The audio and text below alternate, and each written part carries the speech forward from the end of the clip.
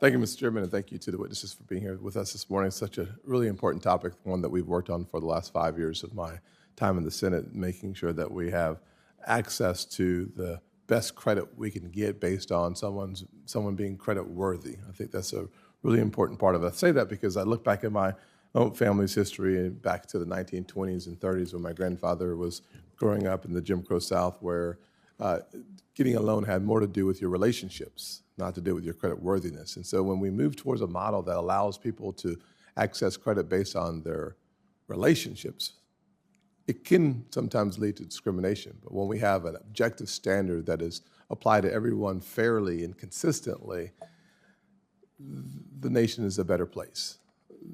Accessing credit, accessing the American dream through home ownership is more realistic based on your credit worthiness.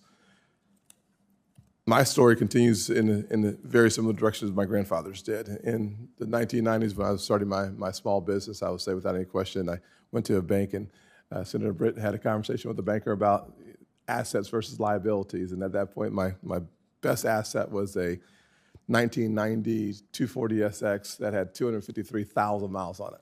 Not necessarily the definition of an asset, but I tried to use it to borrow some money against it, and the bank rightly laughed me out of the bank. But I did develop a relationship where we had an opportunity to look at my very light credit score.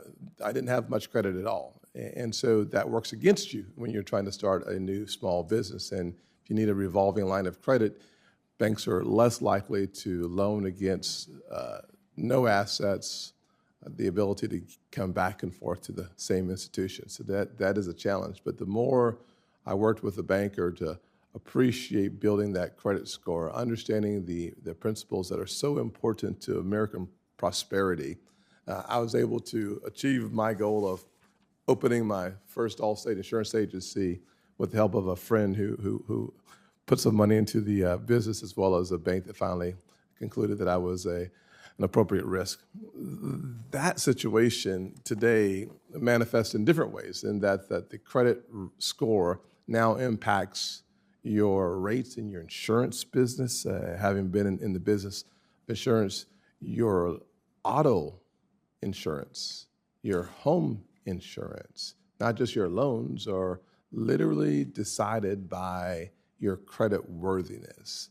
And because of that, I think we have to do everything in our power to make sure that as we head towards and continue to make progress on a risk-based method, it takes the nature of subjective nature out of lending that relied only on relationships, reputation, or word of mouth, and in turn created, in my opinion, a fair, objective measure of credit worthiness, increasing access to credit and, frankly, making it more inclusive as well.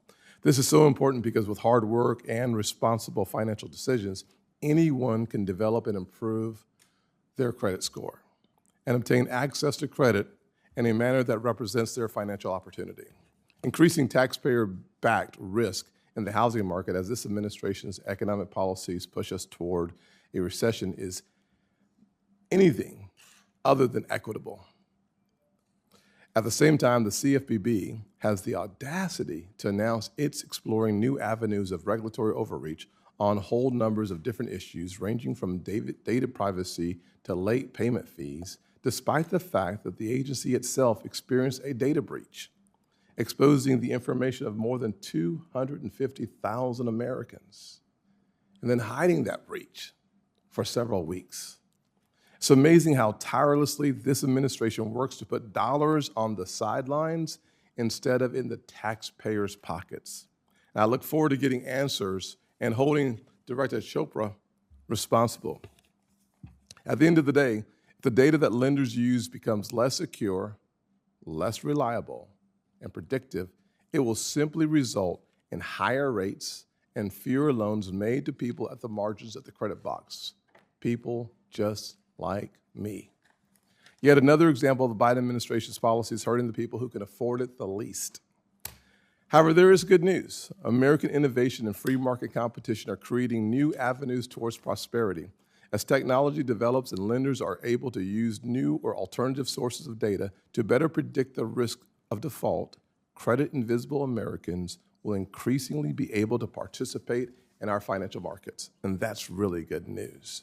Common sense and technological innovation has the potential to bring an estimated 50 million Americans with thin or no credit files into the financial system, and is a goal I have been working on, as I said at the beginning, for years.